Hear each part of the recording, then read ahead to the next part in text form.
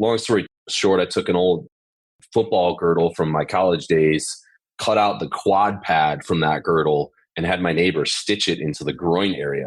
And that was the one-on-one prototype.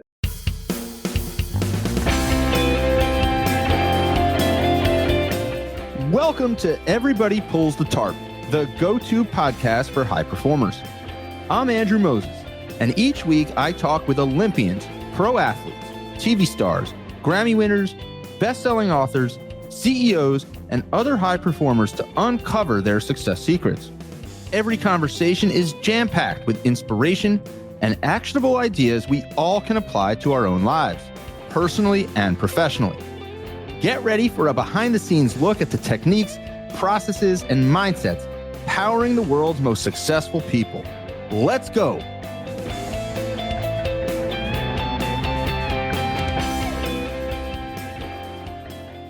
Hi, friends. This week, my guest is Bear Handlon. Bear is a retired U.S. Navy SEAL officer and the co-founder and CEO of Born Primitive. Born Primitive is one of the hottest and fastest growing global lifestyle brands, featuring a diverse line of performance apparel in the fitness, athleisure, and outdoor space. Bear launched Born Primitive in 2014, just months before he joined the U.S. Navy. He went on to serve 8 years as a U.S. Navy SEAL officer, while concurrently building the Born Primitive business from the ground up. Bear and his team have since grown Born Primitive from a garage to a 9-figure business. In our conversation, we explored powerful ideas and lessons that Bear learned as a Navy SEAL and how he still applies those frameworks today as an entrepreneur and CEO. For example, Bear shared actionable ideas on how to improve your focus, compartmentalize tasks, attract people with similar values, and so much more. We also explored what Bear learned earlier in his career when he worked in marketing and branding for Red Bull, a company widely known for having some of the most innovative marketing strategies in the world. And Bear also shared some important ideas and perspectives for leaders about how to delegate mindfully while living the everybody pulls the tarp mindset. My friends, this conversation is jam-packed, and I can't wait for you to hear it. So let's pull the tarp and get straight to Bear Handlon. Bear, where I want to begin our conversation, I want to go back to early in your career. After you graduated Yale, you spent a number of years working in marketing for Red Bull.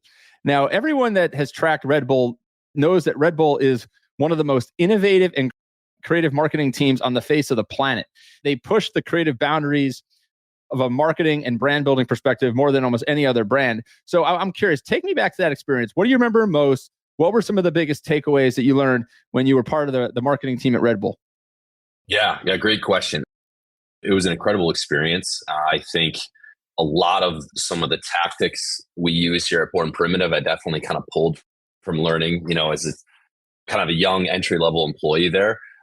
But yeah, you hit the nail on the head. They pushed the limits on the marketing, and I'd say they have even redefined what some of those limits are. I think a few things that stood out is one, there's a difference between a product and a brand, right? A product is obviously it serves a need. It's a physical thing, but a brand is something that you can't quite put your finger on that stands for so much more. And when you can have good product combined with brand, I think that's when you have a winning formula. And they focused on both. And with the brand, they almost try to create a personality as if it's a person and it has traits just like a normal person would. And they made sure that everything they did in some way tied back to what those established personality traits were. So just to kind of learn that like in a professional setting and not at some like business class in college was really cool. And then there were no limits. Everything was on the table. I think the best example I can give was while I was there, they did the Red Bull Stratos project. Some might not know what this was, but they had this project to take one of their sponsored skydivers, and he had this vision of jumping from the stratosphere from a space capsule. And, normally, obviously, that comes across the desk of a marketing team and say, yeah, you're nuts, and move on with the day. Well, Red Bull was like, actually, hey, let's consider the possibility of this. Completely insane. So they put a lot of resources into it and basically worked with NASA to help develop the suit. And initially they actually didn't, but then when NASA realized that, hey, they might actually pull this off, NASA kind of jumped on board and was like, we might be able to learn some stuff from this if we ever need astronauts that have to bail out. So they did this crazy project. He ended up jumping from 130,000 feet. It broke YouTube records for a live stream.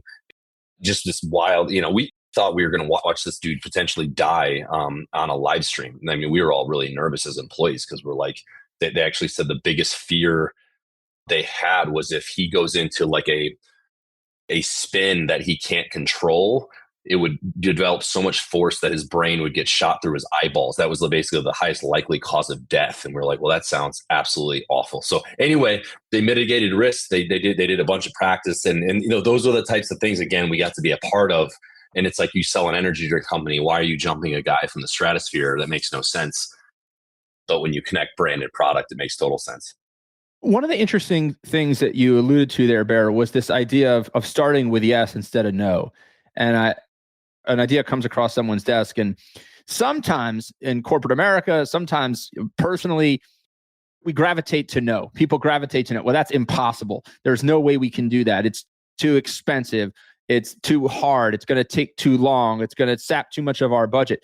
But it sounds like there was a culture there of starting with yes and figuring out why it maybe should be a no, as opposed to the other way around, which a lot of organizations, I think, are guilty of. Talk about that for a moment. Yeah, absolutely. I mean, that was absolutely the culture. And, I think there's a lesson to be learned there. I mean, that transcended down to the lowest level employee, because the top set the tone for that, right? When they're pulling off events like that, then when you're executing your local marketing strategy, I was in Indiana, so I was tasked with kind of running that strategy. Now I'm thinking big because my boss's bosses are thinking big, right? And, I think one other cool thing that they did was they didn't want to sponsor events. They wanted to create events, right? So they wouldn't just call up, oh, we want to be the title sponsor of event X that's already established. They'd say, hey, screw that. Let's go build our own. Another good example was Crashed Ice. They were like, hey, what if we did a hybrid of like a bobsled course, but with like hockey players and make kind of like a downhill race? Hey, what if we set up an ice course through a city and had a bunch of people from all different disciplines show up and race down this course? And it's like, sure. So they called up St. Paul, Minnesota, and they set up this giant, basically hockey rink bobsled course down the city. And, it shut down the city for 2 weeks, and it started right by the cathedral. They played Hell's Bells from the cathedral right before the championship. Like, just totally insane. That's an owned Red Bull property. They weren't sponsoring, paying $1 million to just be presented by Red Bull. They never do that, which I thought was really cool, because then they get to own everything for the event and make sure it fully embodies what the brand's all about. That is fascinating to think about, Bear. I'm kind of reflecting here on some things that I've done over the course of my career.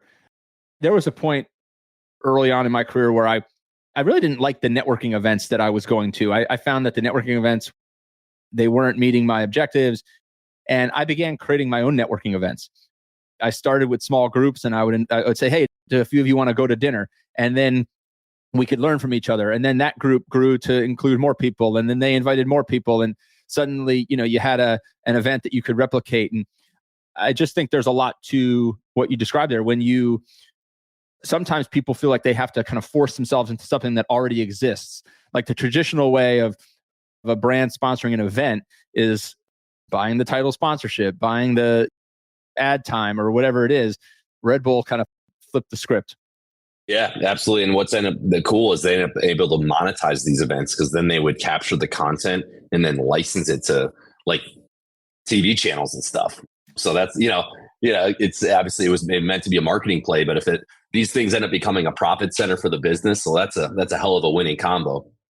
So Bear, I want to fast forward to your work in the U.S. Navy and obviously Born Primitive, which I want to spend a lot of time on. So you started Born Primitive approximately 10 years ago or so while you were competing in CrossFit competitions and training for the military. You started with one product, a compression short. You had a neighbor who was a seamstress essentially put it all together for you based on this idea you had. It was a one of one. And then you quickly determined that some of your buddies were interested in this product too. So take the listeners through that process. How did you come up with the idea for the product? What was it specifically?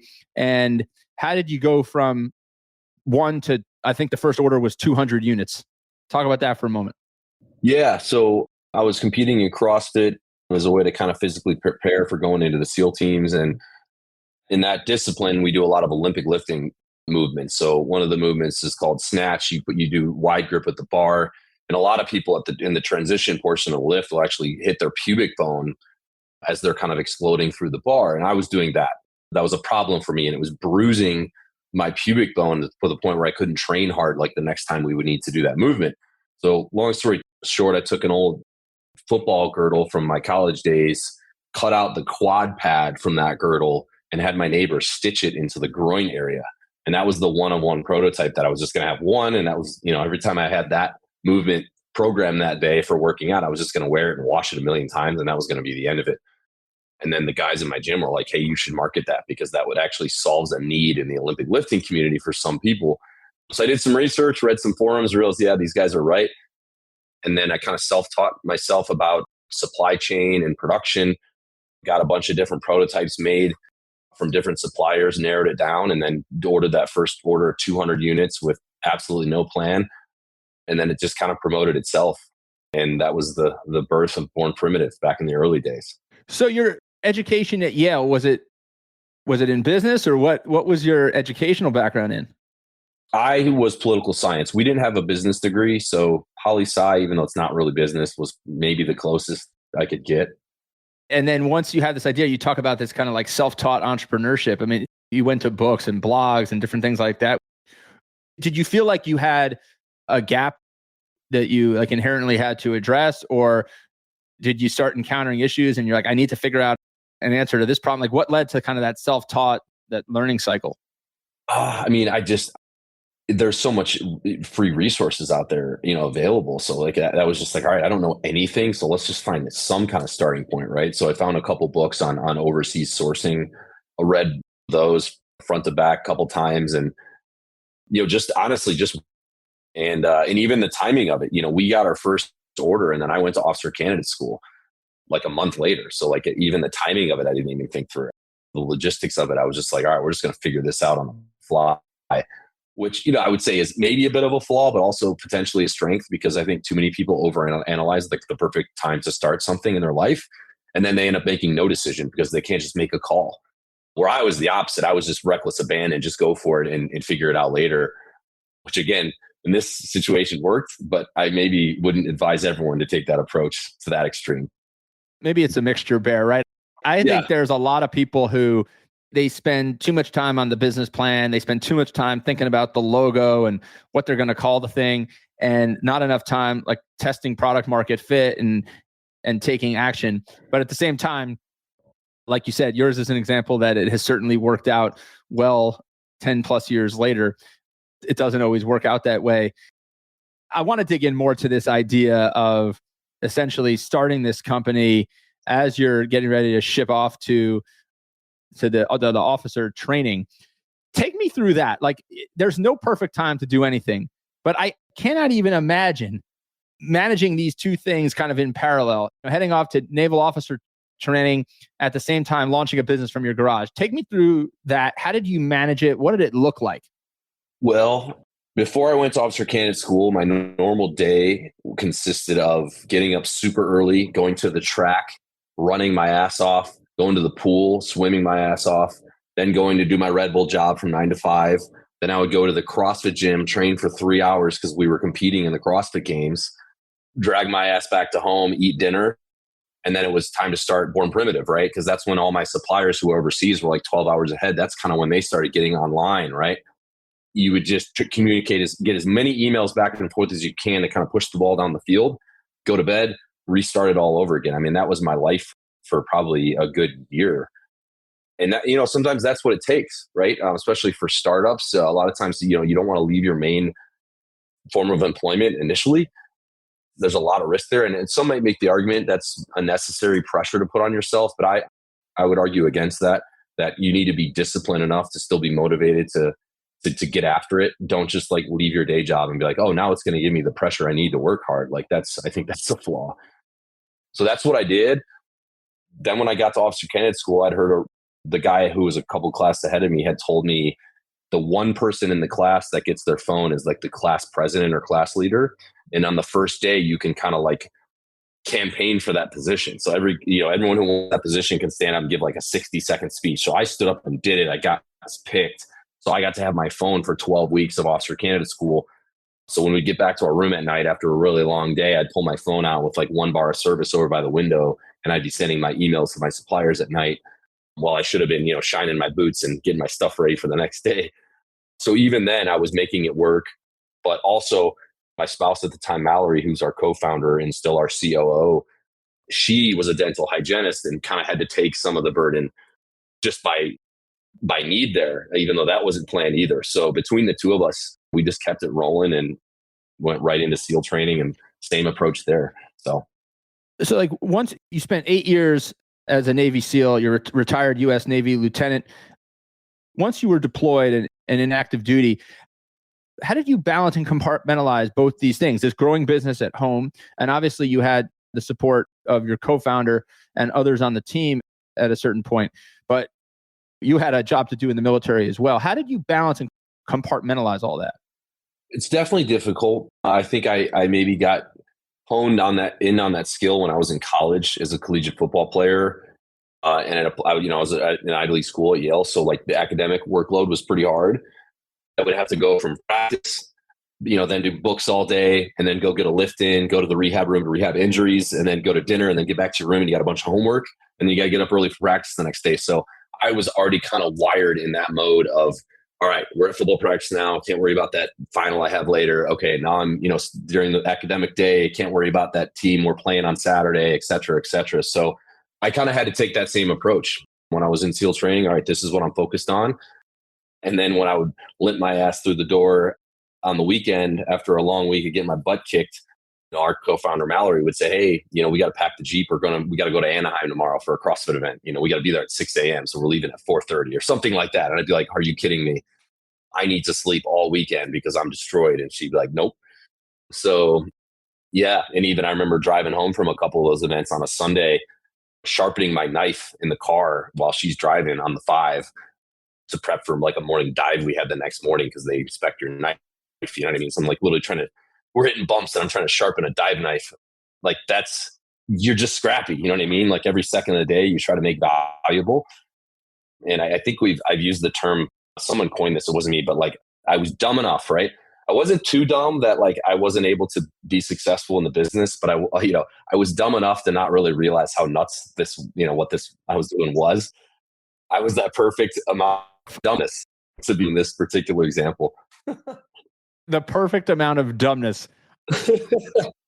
That's an interesting way of putting it, Bear. I think certainly a lot of people will say once they've achieved something or they've gotten further along a path, a lot of people do say, if I knew what it was going to take to get there, I might not have started on this path. So maybe sometimes some of that naivete is useful for us getting on a journey. So just to stay on that thought again about the compartmentalization, are there things that you do or things that you learned in SEAL training when you have to put an acute level of like laser focus into a situation? Like, is there something specific that you do when you start something new, whether you change gears into a new situation, a new mission? Like, talk about that for a moment. I think a few things. One just the real basic technique is box breathing.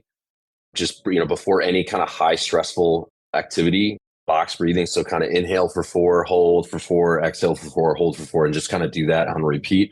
That was something we were kind of taught in some of the more intense evolutions in training we had to do. I would do that to kind of prep my mind and kind of get the nerves at ease. But I think another big thing that I was taught is that you drill the basics as much as you can, because then those things become a part of your subconscious. And when something becomes a part of subconscious action, it does not free up bandwidth in your brain to execute in, dissect complex scenarios, right?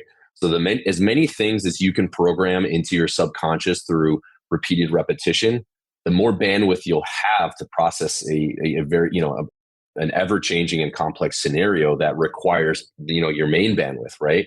But if basic actions are not programmed into the subconscious and something happens, and now you have to worry about that, and that's tying up 40% of your brain. Now you only have 60% left to solve this super dynamic situation. Then you're not as effective. So I think that was probably the biggest thing that I picked up that was really neat, that again, as you rep it more, you realize these things you're doing, you don't even realize. Kind of like driving in your car. Sometimes you get home and you're like, I don't even remember any, like, you know what I mean? You zoned out. I didn't know if I was running red lights. Of course you weren't. You were subconsciously driving, and you know what I mean? Because again, it's been wired into your subconscious a bit. And there's a lot of examples in our line of work where that becomes critical because you have to be fully available to dissect the problem in front of you.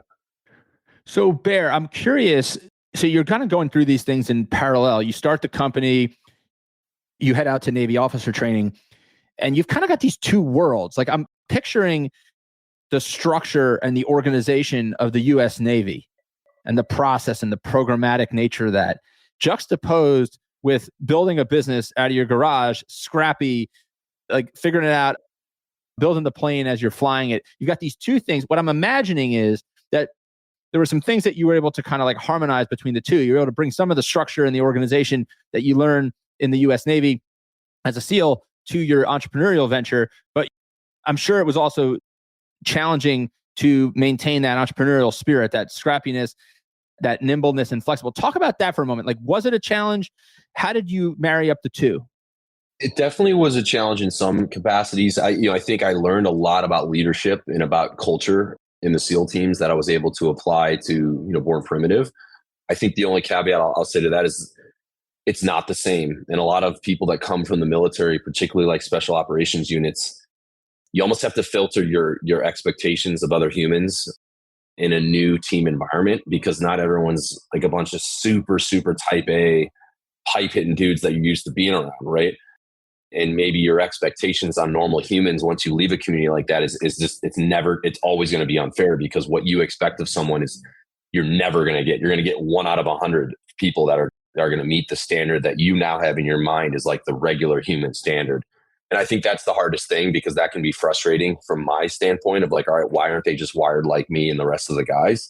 And it's like, okay, that's such an extreme small sliver of the population that were assembled into a group to accomplish a specific task that you need to rewire how you look at kind of what that is moving forward. So that would be one thing that I had to really, and I'm still getting through that.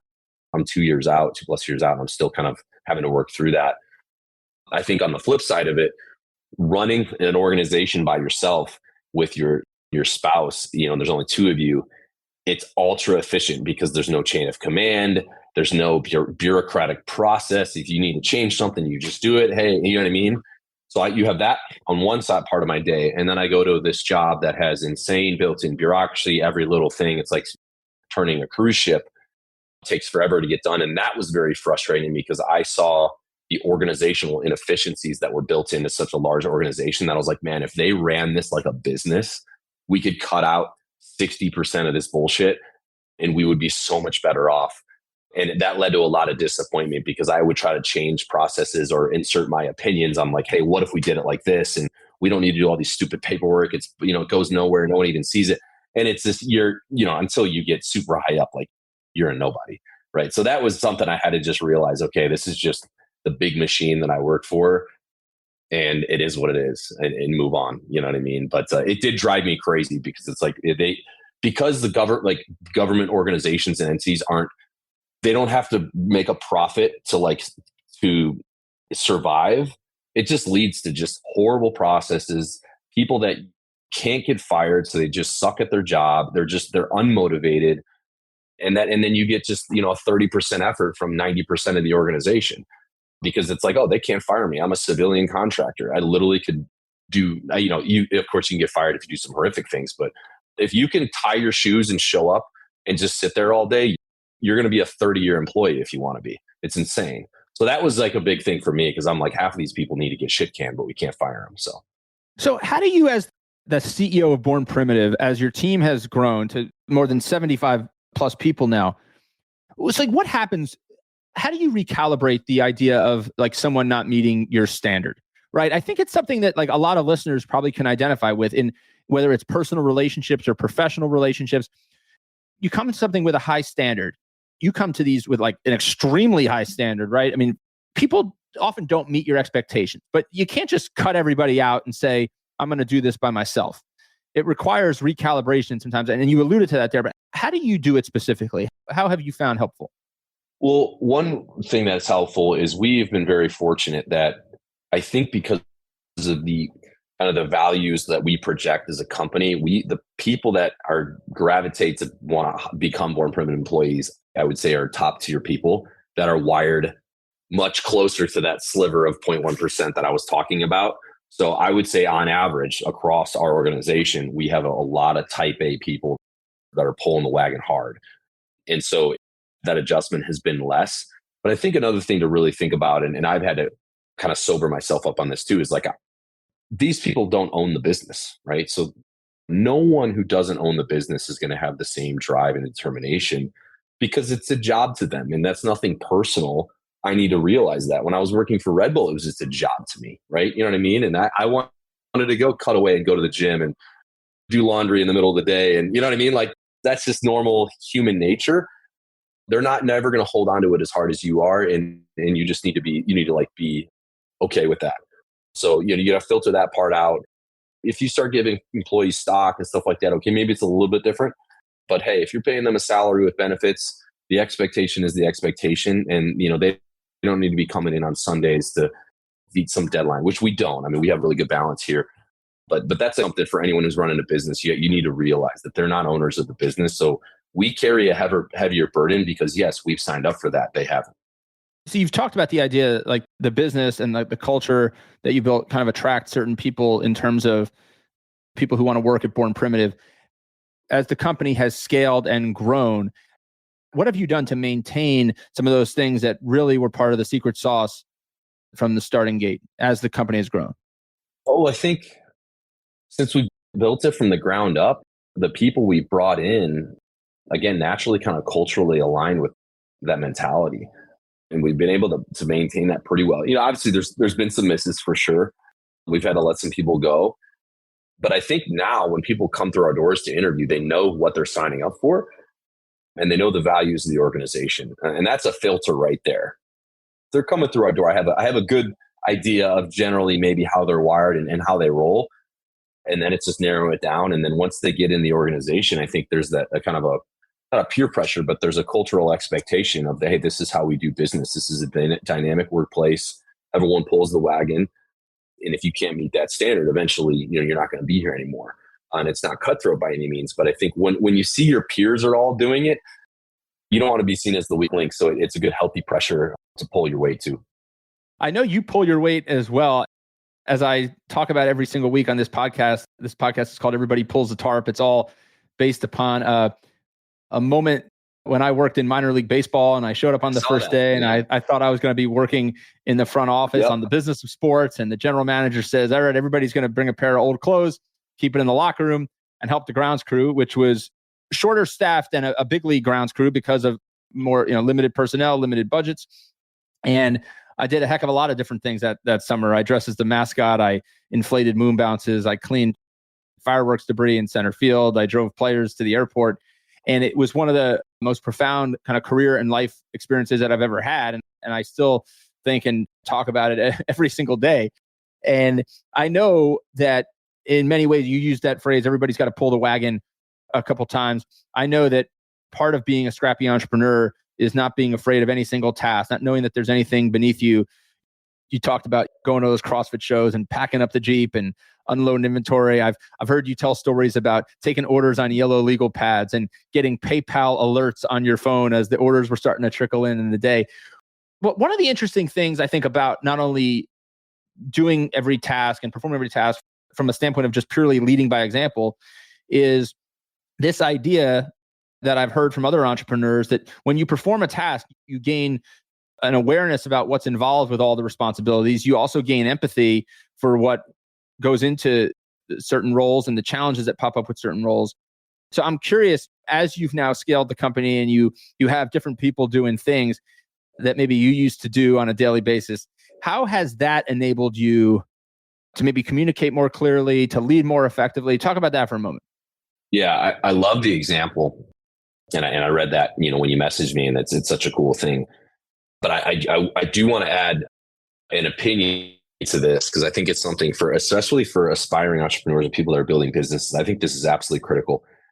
In the early days, that is absolutely the approach. You have to do that because one, in the beginning, it's just going to be you. So by default, that happens. But then when you have 10 employees, you're still, yes, helping set up a booth and going early, and you're still doing everything, right? There's going to come a point if the organization grows into what you want it to become, where you being programmed to work like that is actually a disservice to the business and it's a disservice to the organization. And you're not going to know where that transition is. And it's going to be really hard to get out of the old ways of like you're in the trenches with your team. And I'm still guilty of this. I mean, even right before this, I'm slapping my employees about an Instagram post that just went up and we're tweaking it, right? I should not be, as the CEO, at all involved in that. But I still, again, it's my baby. I still sometimes get in the mix. But, an analogy I'll give you and why this is important is when I was in SEAL training, I wasn't a SEAL yet, but we were learning the basics of land warfare. And basically, we would go on these little patrols as a little unit, and then the instructors would ambush us. And then we would have to figure out how we were going to maneuver in that ambush to get out of like a bad situation. And since I was an officer, I was in charge of our little squad. And the first run we did, of course, we get ambushed and we're kind of set up to fail, of course. Like that's the whole point. And we all start shooting back, and it's just blanks. Of course, not real bullets, but it's meant to simulate a gunfight. And we're all shooting back, doing what we're supposed to do. But because I get sucked into the gunfight, of course, fake gunfight, I'm not looking around at where we're going to maneuver our element to kind of get out of the situation. So when we ended, of course, it went horribly because none of us had ever done this in our life. One of the other officers who was actually a SEAL pulled me aside. He said, "Hey, when you guys do this next run, I'm taking your rifle." I was like, "What are you talking about?" He said, as soon as the shooting starts, I want you to step off the firing line and look around for terrain on where you're going to take your guys. He said, not everyone can be a shooter. You know what I mean? Because we need to figure out where the hell we're going to maneuver. So we did the next run. Sure enough, the shooting started. Well, I had nothing to do. So I looked around. Oh, we have this giant hill to our right. We should probably flank over there and move over to the high ground, right? And of course we did it and it worked. And he said, okay, that's a lesson to you.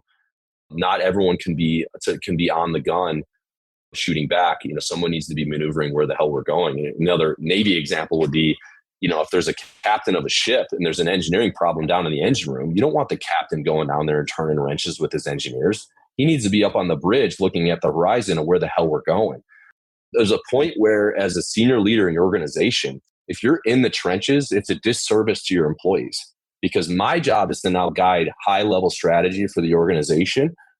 And if I'm, even just a couple of years ago, I would still go early to events and help set up a couple days before. So like, let's say we were a vendor at the CrossFit Games. We would need to get there on like a Monday. The event would start on like a Wednesday. I would get there on Monday with the team and be turning wrenches, assembling our booth, right? So that Monday, Tuesday, I'm turning wrenches, doing all these things when now my email inbox is getting bombarded that I'm not responding to. I'm not talking to our ad account, our ad agency about our paid ad strategy, or the bank about this building we're building. All these big things I'm not doing anymore because I'm literally running a drill, assembling a booth. That is a major fail as a leader. And while it's well intended, there's a certain point where you can't get sucked into that because you're going to miss major opportunities, and then the entire organization will suffer. So I love your analogy. I think it's fair because it's a minor league team, but if that's a major league CEO is coming out and pulling the tarp, he should be focusing on the next TV deal for that organization or that big trade that they need to do to beef up their bullpen or whatever. If he's pulling the tarp, he's not, making those organizational movements that are going to make the organization better as a whole. So I love it, but I have to push back on it a little bit. Well, I appreciate you pushing back on it, Bear. But the thing that I keep coming back to and from our conversation is that, and the points are all well taken. I think when you're leading and an organization scales to a certain point and you reach that tipping point, it is imperative that you get people onto the bus in the seats that you need people in the seats so that you can focus on the high level vision and strategy. But I'm guessing that in a pinch, you would always be willing to do whatever it takes to help Born Primitive get over the edge. And that, when I talk about living the everybody pulls the tarp mindset, it doesn't always mean that you're always pulling the tarp. It means that you're always willing to pitch in when needed. I think that's a distinction that I think is important. And I take that away from the conversation that we've had here, is that like, there's nothing that you're not willing to do to push Born Primitive forward and to grow the business and grow the brand and support your people. Yeah. And that's why I wanted to point out, because not only are you willing, but you want to, because you like to be in the trenches because you're the one that originally built all of it, right? And so again, it has nothing to do with not having the right attitude. It's almost like a flaw, the fact that you're so willing to do it, because then you're missing the big opportunities that, again, as your organization grows, your job changes. And I just think for people, I've talked to so many other founders who have grown their businesses. We're all guilty of this, because you never know when you reach that moment of, okay, now I need an executive assistant, or now I should not go on our ad agency calls every week and help guide the ad strategy, or now I shouldn't help negotiate athlete contracts. You never know when that transition is. But if you just default to I'm doing everything, then you're up till 12, 1 o'clock in the morning every night working. You burn yourself out, and then you miss major opportunities that came across your desk that you could have put more resources towards, but because you're doing all these other things, you didn't have time to get to it. So, but I love it. Trust me, I'm all about it. I love the mentality behind it. Just a word of caution for people as they grow their businesses. It's great advice, Bear. As we get ready to wrap up our conversation, I'm curious, can you pinpoint one or two things that you think have really driven your success the most as an entrepreneur? Well, I think from a Born Primitive perspective, just as a brand, not being afraid to stand for a certain set of values, and just kind of plant our flag in the ground and say, hey, this is who we are, or leave it. For us, we're a pretty gritty brand. We embrace hard work and determination. We kind of reject that whole victim mentality of that the world owes you something. And then another part of the brand is just, we love our country, what it stands for. We support the military, first responder communities, and we've never been shy about that. There's some people that don't like that, and that's totally fine. I mean, I disagree with it on a fundamental level, but hey, if me making donations to a police charity that provides support to the families of fallen police officers is something that you don't like, well, then you're never going to be a customer in any way, and I don't give a damn. You know what I mean? So we're going to project that as a company. We're going to stand for strong values, and we're going to try to speak to a certain cohort of people, and we're not going to try to speak to everyone. I think that's the biggest mistake I see with brands is we're going to be for everyone. If you're for everyone, you're literally for no one. No one's going to remember your name, right? So pick a lane, run in it, and then don't apologize for it, and stick to your guns. And then over time, that consistency, people will be like, you know what? Born Primitive, damn, they've always rolled like that. They've never wavered. That's the crew I want to run with. That's the shirt I want to wear on my chest because of what it stands for and what it embodies. And I think that's something we've done well. And then, to go another rung up is then we use our platform to give back to causes that align with that, right? So we've coming up on $2 million to date that we've donated to charities that align with those values, military, first organization, prevention, like that, those sort of things. So then your customers get fired up that, hey, they're not only, it's not a punchline to them, they're actually living it.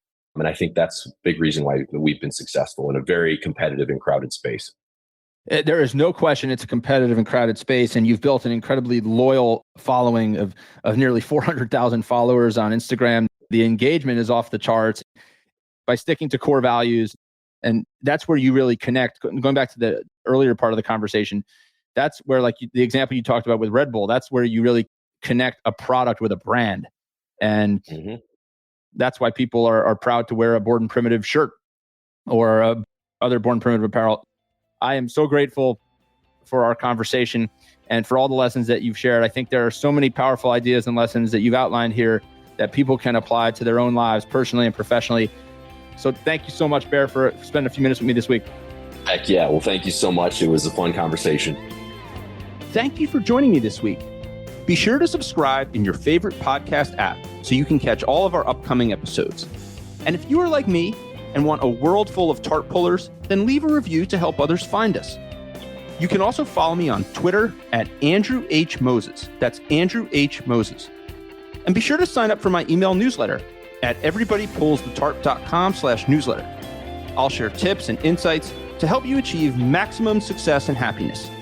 Today's a great day to pull the tarp. I am rooting for you. See you next time.